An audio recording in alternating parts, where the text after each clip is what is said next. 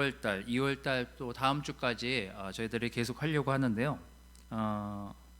지난달 마지막까지 제가 이 구절을 읽기로 하고 지난주에 이 구절을 다시 빼먹어가지고 한 달을 채우기 위해서 제가 한 번 더 화면에다 가져왔습니다. 오늘 뭐 볼 말씀하고도 연관이 있으니까 같이 좀 읽도록 하겠습니다. 여기서는 예배당에서는 제가 읽고 여러분 집에서는 여러분 가족하고 자녀들하고 함께 읽으시기를 바라겠습니다. 로마서 12장 2절은 이렇게 이야기하고 있습니다. 여러분은 이 세상을 본받지 말고 마음을 새롭게 하여 변화를 받으십시오. 그러면 하나님의 선하시고 기뻐하시고 완전하신 뜻이 무엇인지를 알게 될 것입니다 라고 성경 구절이 기록되어 있고, 이게 올해 우리 전체 교회 주제라고 말씀드렸고, 계속해서 여러분들에게 말씀을 읽어드리고 있기 때문에 아마 대부분 이제 외우게 되시지 않았을까라는 마음을 이렇게 가지면서 오늘 제목은 이렇게 정했습니다. 변화를 정말 원하는지, 우리가 변화를 진짜 원하는 게 중요하잖아요. 그래서 변화를 진짜 원하는지에 대한 말씀을 좀 나누려고 합니다. 지난주에도 제가 모세 출애굽을 하는 이스라엘 백성 앞부분을 봤는데요.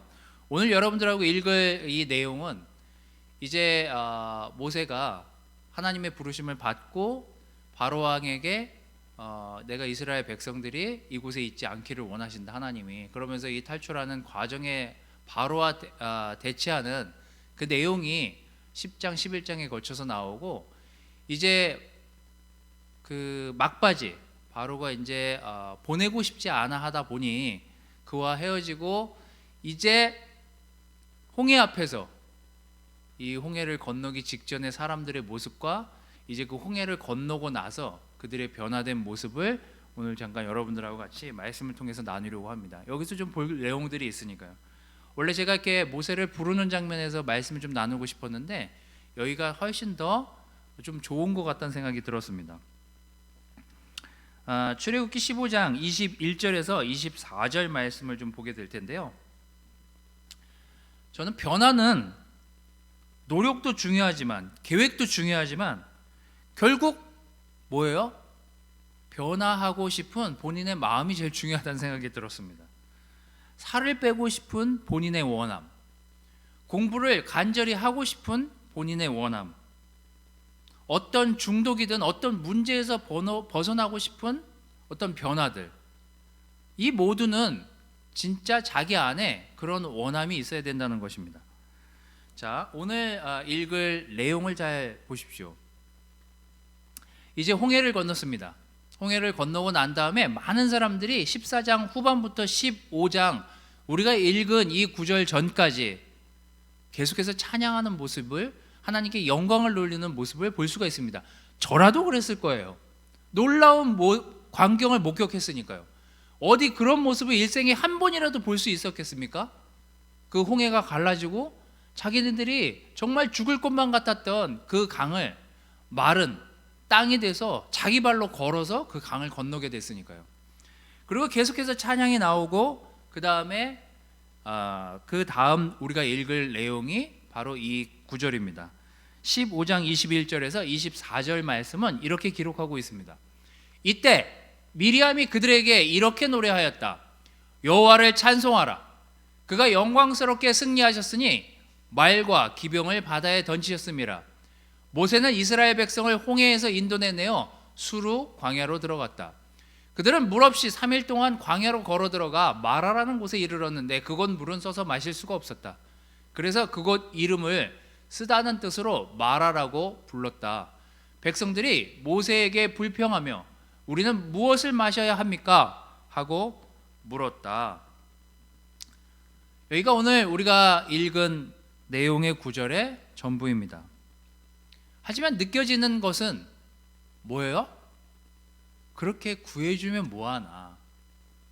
작심삼일이 그래서 여기서 나온 것 같아요. 3일을 못 가는구나. 사람의 이 생각과 마음이.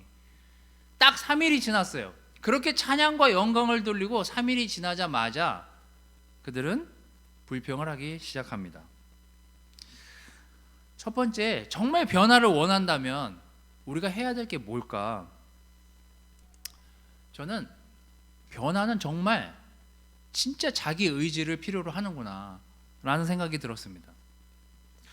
제가 이 죄성, 이 인간들의 죄성과 이 이스라엘 백성의 죄성이 극히 가까이 닮아 있다라고 느끼는 것은, 인간은 하나님을 먼저 찾으려고 하는 의지보다는 하나님이 나를 찾게 하기 위한 그냥 많은 인생에서의 고통의 쓴맛을 본 다음에야 하나님을 찾는 경우들이 대다수이라는 사실을 알게 됐습니다. 여러분들이 출애굽기 1장부터 2장까지를 쭉 보면은요, 사실 거기서 놀라운 모습을 발견하게 되는데요, 그들에게 사실 간절함은 없습니다. 참 안타깝게도요. 이스라엘 백성에게 그 노예로부터 벗어나고자 하는 그 간절함이 그들에게 있었나 싶어보면요, 9절 곳곳에 그런 내용은 없어요. 이 의지는 사실 하나님이 모세를 부르셔서 애굽에서 고통받고 있는 내 백성들을 내가 구하고 싶다, 그러니 너가 그 일을 해라.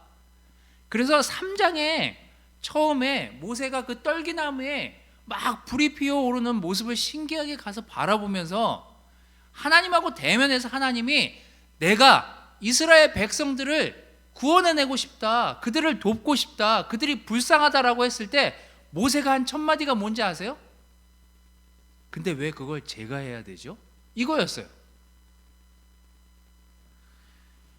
여러분, 백성에게, 이스라엘 백성들에게 의지가 있었나? 라고 생각해 본다면 처음 그들은 애굽에서 고통받고 있는 자기들이 불쌍하게만 여겨졌지, 거기에서 벗어나고 싶은 의지는 하나님과 모세보다는 많이 있지는 않았어요. 그 뒤에 뭐 바로랑 그 모세랑 대면하고 국면에서 이렇게 대치하는 내용들이 많이 나오고 재앙에 대한 얘기는 나오지만 거기 이스라엘 백성들이 한 건 없어요. 사실 전적으로 이 의지는 하나님의 의지에 의해서 시작된 것입니다. 의지가 없을 때 흔히 일어나는 현상들은 제가 1장부터 출애굽기 1장부터 이 15장까지 이 과정, 이스라엘 백성들이 탈출하는 과정을 보면 딱 이렇습니다. 의지가 없다 보면은요, 하나님에 대해서 계속 불신하게 돼요. 진짜 우리를 구원해 주실 거야? 진짜 우리를 인도해 주시는 분 맞아? 진짜 하나님이 우리를 이 고통으로부터 벗어나게 해주실 분이야? 우리가 변화하고 싶은, 하나님 안에서 변화하고 싶은 의지가 없을 때 우리가 이런 믿음 없는 이야기들을 우리 스스로에게 많이 던지지 않습니까? 하나님 살아계신 거 맞아? 하나님이 우리를 인도해 주시는 거 맞아? 하나님이 정말 우리를 사랑해 주시는 거 맞아? 라고 하나님을 보면서, 하나님을 생각하면서 불신할 때가 있잖아요. 이 전장 14장 10절, 이제 바로의 군대가 막 자신들을 쫓아오고 이스라엘 백성이 이제 코너에 몰려서 더 이상 오도 가도 하지 못하는 그런 상황에 직면했을 때 결국 이스라엘 백성들이 한 첫 마디가 뭐예요? 누가 날 여기서 이 애굽에서 빠져나오라고 했니? 하나님, 도대체 왜 우리를 이스라엘에서 데리고 나오셨습니까? 부르짖다가 그들은 불평을 시작해요. 14장 10절은 이스라엘 백성이 바라보니 바로와 그 군대가 접근해 오고 있었다. 그러자 그들은 두려워하여 여호와께 도와달라고 부르짖다가 한 내용이 바로 믿지 못하는 마음이 시작됩니다. 그리고 다시 불평이 시작되죠. 11절 12절, 그 홍해가 갈라지기 직전까지 그들은 우리가 이집트에서 당신에게 이집트 사람을 섬길 수 있도록 내버려 달라고 그렇게 얘기했는데 왜 데리고 나온 겁니까? 이거잖아요. 결국 저는 정말 큰 변화를 이루고 싶다면, 우리 삶에서 우리가 가지고 있는 환경에서 정말 변화를 원한다면, 정말 나는 의지가 있는지, 변하고 싶은 의지가 있는지 그것부터 점검하는 것이 우리의 과제와 우리의 생각과 결단이 되어야 되지 않을까라는 생각이 들었습니다. 전 정말 저의 죄에서 벗어나고 싶었어요. 우리가 아까 맨 처음에 읽은 로마서 12장 2절, 그 첫 내용이 뭐예요? 여러분은 이 세상을 본받지 말고 정말 새롭게 마음의 변화를 받고 싶다면 전제가 뭐예요? 이 세상을 본받지 말 의지가 우리에게 있는지, 정말 변화하고 싶고 이 세상의 이 말과 이 세상의 뜻을 따르는 게 아니라 하나님 말씀에 변화하고 싶은 너의 의지가 있는지를 표현하는 내용 아니겠습니까? 저는 정말 죄에서 벗어나고 싶었어요. 지긋지긋하고 건강하지 않는 관계에서 벗어나고 싶었습니다. 결혼에 대한, 미래에 대한 불안함 속에서 벗어나고 싶었어요. 그래서 이 세상에서 이야기하는, 이 세상에서 많은 사람들이 저에게 조언해주는 그 얘기에 정말 퀘션을 달고 많은 고민을 하다가 내가 정말 하나님께 다시 돌아가서 하나님 말씀을 의지하면서 살아야 되겠다라고 하는 그 결정이 지금의 저와 제 가정과 제 삶을 이루게 되었습니다. 결국 무엇입니까? 변화를 하기를 정말 원한다면, 내가 정말 바뀌길 원한다면 거기에는요, 결국 여러분, 저 정말 하나님의 말씀을 따라 살겠다라고 결정하는 그 의지가 우리 스스로에게 있어야만 우리는 변화할 수 있습니다. 제가 이 이스라엘 백성을 보면서 안타까웠던 것은 하나님과 모세는 그 의지가 확고했지만 과연 그들에게 그 정도의 의지가 있었나를 찾아보기엔 굉장히 힘든 장면들이 이 뒤로도 계속해서 나온다는 것입니다. 지금 여러분들이 본 이 지도는요, 아까 보여드린 이 지도는요, 이스라엘 백성이 가나안 땅으로 가는 여정에 대한 지도임을 여러분들이 보실 수 있습니다. 이상하게도 하나님이 그들을 직선 방향으로 인도 안 하시고 돌아가게끔 진로를 잡으셨습니다. 모세도 그렇게 인도했고요. 그들은 처음에 모세를 따라서 인도받았고 인도되어졌고 하나님이 함께 하신다라는 걸 믿었기 때문에요, 그냥 아무 말 없이 저기까지 갔습니다. 그래서 홍해를 건너고, 홍해를 건너면서도 그들은 하나님의 놀라운 역사를 경험하게 되는 거죠. 근데 하나님이 그들을 인도하세요. 어디로요? 광야로요. 하나님 판단하시기에 이 노예로서 오래 있었던, 거의 400년 지나도록 가까이 노예로 있었으니까 그들이 이제 자기가 어디에서 왔는지, 정말 자기가 어떤 민족인지 까먹을 만한 그때 하나님이 그들을 인도해내신 거거든요. 그들의 노예 근성과 그들의 삶에서 하나님이 왜 필요하신지를 하나님은 그들에게 차근차근 시간이 지나면서 가르치고 배우게 하시고 싶으셨던 것 같아요. 그래서 어쩌면 광야로 그들을 인도하셨는지도 모르겠습니다. 하지만 이 시간이 지나는 동안 그들이 한 일의 대부분은 불평과 불신과 불만이었어요. 여러분, 우리는 우리가 우리의 의지와 우리의 마음의 굳건함으로 하나님께 나아가지 않으면요, 쉽게 불평하고 쉽게 불신하는 그런 상태의 사람일 수 있습니다. 여러분, 우리가 그런 사람들이에요. 우리는 의지가 약한 사람이고 또 의지가 쉽게 변할 수 있는 그런 사람들입니다. 여러분에게 요즘 불신이 있고 불평하는 마음이 있다면, 내가 무엇에서 바뀌고 싶고 내가 어떤 의지로 하나님께 가고 있는지를 점검해 보는 그 과정이 한 번 더 필요하지 않나라는 생각이 들었습니다. 두 번째, 결국 변화하고 싶다라는 그 말은 결국 내가 누군가의 도움을 필요로 한다라는 것과 같습니다. 변화는 사실 혼자 이뤄내기는 굉장히 어렵습니다. 제가 해보니 그래요. 물론 다른 사람의 도움 없이 혼자서도 잘하는 사람이 간혹 있긴 합니다. 제가 보니까. 하지만 우리의 대다수는 우리의 변화를 위해서 누군가 어떤 것에 대한 도움을 필요로 합니다.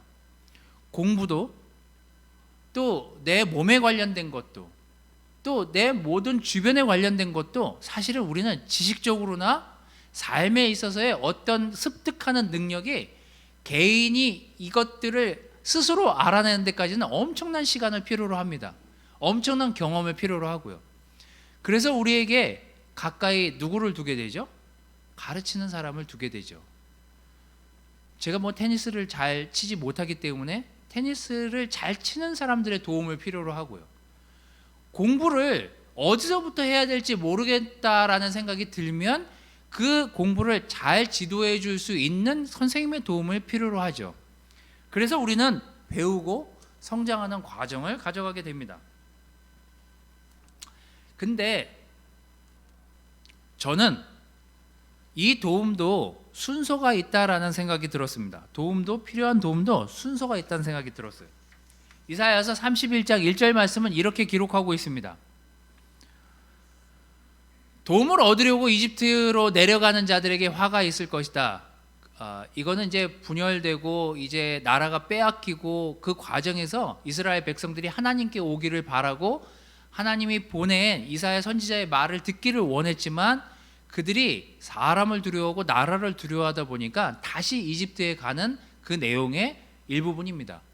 이사야서 31장 1절에는 이렇게 얘기합니다. 하나님이 이사야서를 통해서 그들은 말과 전차와 마병과 같은 이집트의 막강한 군사력을 의지하면서도 이스라엘의 하나님 거룩하신 하나님 여호와를 의지하지 않고 그의 도움을 구하지도 않는다. 제가 이 구절을 여러분들한테 읽어드린 이유는 다름 아닌 내가 도움을 필요로 할 때 어떤 순서에 의한 도움을 구하는지를 한번 생각해 보라는 것입니다. 만약에 제가 20년 전에 내가 내 삶이 바뀌지 않으니 내 죄에서 벗어날 수 없으니 내 죄를 도와줄 사람을 먼저 찾았다면 전 그 사람을 답습했을 거예요. 그리고 그 사람이 하자는 대로 해서 또 무언가에 실망하고 또 무언가의 문제에 봉착했을 거예요. 다행히도 그때 어떤 형제, 어떤 자매의 도움으로 하나님을 만나고 하나님을 의지하는 것들을 배웠기 때문에 변화가 가능했습니다. 이게 제가 달라진 점이에요. 우리가 누구의 도움을 필요로 하는지는 매우 중요합니다. 그 첫 번째가 사람이 아닌 하나님의 도움을 필요로 하는 사람인지를 스스로에게 질문하는 과정은 너무나도 필요합니다. 전 그래서 내가 도움을 필요로 하는 것도 순서가 있다는 생각이 들었어요. 결국 첫 번째, 성경에 나오는 위대한 인물들을 보면 하나같이 그들이 했던 일들의 첫 번째는 뭐예요? 하나님께 도움을 구하는 것이었습니다. 시편 121편, 이따가 전체 구절을 좀 여러분들 너무 격려가 되기 때문에 읽어드리도록 하겠습니다만 121편 첫 번째 나온 내용이 뭐예요? 내 도움이 도대체 어디서 오나? 나의 도움은 천지를 만드신 여호와께로부터 오는 걸 내가 알고 있다고. 그래서 내가 하나님한테 다가간다고요. 여러분, 우리가 기도하는 이유가 무엇입니까? 하나님께 간구하는 이유가 무엇이냐고요. 하나님께 의지하려고 하는 이유가 무엇입니까? 내가 누구의 도움을 필요로 해야 얼마만큼 내가 변할 수 있는지를 우리가 알고 있기 때문입니다. 우리는 우리 스스로 변화하고 싶은 마음은 있지만 우리에겐 그만한 많이 변할 수 있는 능력이 존재하긴 굉장히 어려운 피조물이에요. 결국 우리는 하나님, 정말 전지전능한 하나님에게로부터 오는 그 도움이 절대적으로 필요로 한 사람들임을 인정해야만 합니다. 그 다음에서야 믿음의 동역자들이 필요한 거죠. 하나님을 함께 믿고 하나님을 사랑하는 믿음의 동역자들이요.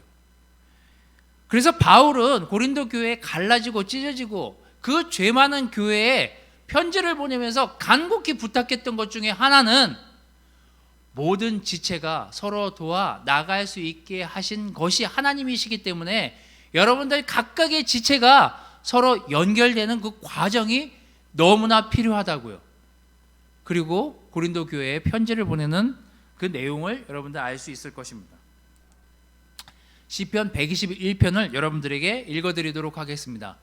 이스라엘을 지키시는 분은 졸지도 않고 주무시지도 않으신다.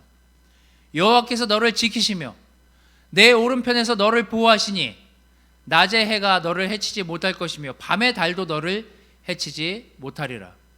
여호와께서 너를 모든 위험에서 보호하시고 내 생명을 안전하게 지키시리라. 내가 어디를 가든지 그가 너를 지키실 것이니 지금부터 영원히 지키시리라. 아멘. 전 제 아들을, 제 딸을 영원히 지킬 수 없습니다. 전 제 자식이, 자녀들이 어디를 가든지 그들을 완벽하게 보호할 수 있는 능력이 저에게 있지 않아요. 그래서 제가 할 수 있는 건 뭐예요? 하나님을 의지하고 하나님께 다가가는 일뿐이 할 수밖에 없습니다. 그래서 기도하게 되죠. 자녀를 위해서 기도하게 되고 아내를 위해서 기도하게 되고 저 자신을 위해서 기도할 수밖에 없습니다. 하나님은 우리를 지키고 인도하시고 졸지도 않고 주무시지도 않고 우리의 앞길을 인도해 주실, 우리를 보호해 주실 그런 분이시니까요. 여러분이 하나님의 도움을 필요로 하는 그 자세로 여러분의 삶을 들여다보시기를 바랍니다. 그래야만 우리는 변화의 단초를 잡을 수 있을 것입니다. 아까 읽었던 그 고린도서의 뒷부분 내용은 이렇습니다. 그러나 아름다운 부분에 대해서는 그럴 필요가 없습니다. 이처럼 하나님께서는 하찮은 부분을 더욱 귀하게 여겨 몸의 조화를 이루게 하셨습니다. 그래서 몸 안에 분열이 없이 모든 지체가 서로 도와 나갈 수 있게 하신 것입니다. 마지막으로 제가 최근에 너무 격려받았던 소식을 여러분들에게 전하면서 말씀을 정리할까 합니다. 전 사실 1월달 불안하게 시작하고 불안한 마음과 걱정된 마음으로 다시 1월을 시작했습니다. 그리고 기도하던 와중에 제가 캠퍼스를 해야 되겠다. 캠퍼스를 아울러서 캠퍼스가 정말 더 안전하고 건강하게 자라는 기초를 쌓아야 되겠다라는 결정하고 캠퍼스 전체를 맡기로 결정을 했습니다. 근데 더 놀라운 것은 제가 그 결정을 하고 목사님들이 각 교회에 광고를 하시자마자 사실 제가 듣도 보도 연락도 지금까지 잘 하지도 않았던 여러 사람들에게 연락이 오게 되었습니다. 그 중에 한 커플은 지난주에 저희를 너무 만나서 들려주고 싶고 만나서 이야기하고 싶다고 좀 만날 수 있는지를 물어보고 지난주 부랴부랴 만났어요. 저랑 정말 일면식 앉아가지고 한 번도 얘기해보지도 않은 커플이에요.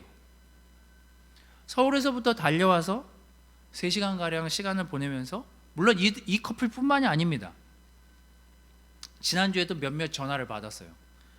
전 사실 그들의 마지막 이야기가 너무 격려가 됐습니다. 그들이 한 얘기는 이거예요. 다른 것도 아니에요.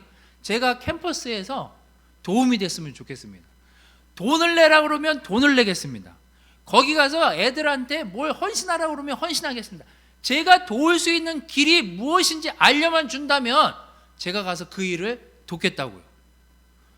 전 사실 너무 격려가 됐습니다. 저는 캠퍼스에서 무언가를 해본 적이 없어요. 전 싱글 출신입니다. 저희 아내가 캠퍼스 출신이지. 근데 마음이 있으니까요. 또 의지가 있고 정말 거기에 무언가 필요를 채워주겠다라고 하는 그 동역자들이 있으니까 뭐 사실 별로 시작도 안 했는데 너무 격려가 되고 너무 힘이 되는 거예요. 지난해 저희가 특별헌금 하겠다고 했을 때도 어땠습니까? 십시일반 헌금을 한 많은 형제자매들의 도움 때문에 몇몇 형제자매들은 정말 도움을 받을 수 있었습니다. 전 사실 격려가 되는 지난 12월 1월을 지나오게 된 사실을 알게 됐어요. 야, 이게 믿음의 동역자들이 있으니까 되게 많이 격려가 되는구나. 그 말 한마디, 그 의지의 표명 하나하나, 그 한마디 한마디가 이게 엄청난 힘을 주는구나 라는 사실을 사실 지난주에 너무 격려를 받고 함께 도전을 받았습니다. 내가 이걸 하겠다는 것만으로도, 그 결정만으로도 많은 형제자매들이 함께 기도하고 함께 도와주려고 하는 그 믿음의 동역자들을 보면서 사실 너무 힘이 나더라고요. 여러분, 제가 여러분들한테 다시 부탁드리기는 정말 우리가 변화하고 싶다면 정말 우리 스스로 의지가 있는지를 짚어봐야 될 것입니다. 그리고 주변에 있는 형제자매들에게 그 다음에 이야기하십시오. 하나님에게 도움을 구하신 다음에요, 여러분 주변에 있는 형제자매들에게 가서 도움을 필요로 하십시오. 난 설교밖에 못하겠어. 그러니 찬양 좀 도와줘. 그래서 지금 찬양 인도자들이 열심히 찬양을 녹음해서 우리가 놀라운 찬양을 함께 들을 수 있도록 그들이 헌신해주고 있잖아요. 누군가 이 자리에 나와서 소독을 하고 정말 방역을 하고 자리를 지켜주고 함께 이 교회를 위해서 형제자매들을 섬기는 사람들이 있기 때문에 정말 이 교회가 변해가고 있는 것 아니겠습니까? 여러분, 저는 정말 변하고 싶은 원함이 우리에게 있다면 거기에 우리 자신의 스스로의 의지가 있는지를 돌아보십시오.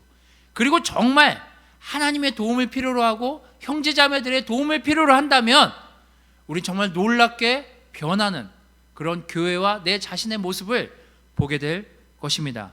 하나님께 감사와 영광을 돌려드리면서 우리가 늘 변해가고 하나님 안에서 변할 수 있고 하나님 안에서 늘 의지를 갖고 새로워질 수 있는 우리의 삶을 가져갈 수 있는 그 믿음과 확신을 갖는 형제자매들이 되시기를 바라면서 말씀을 마치도록 하겠습니다.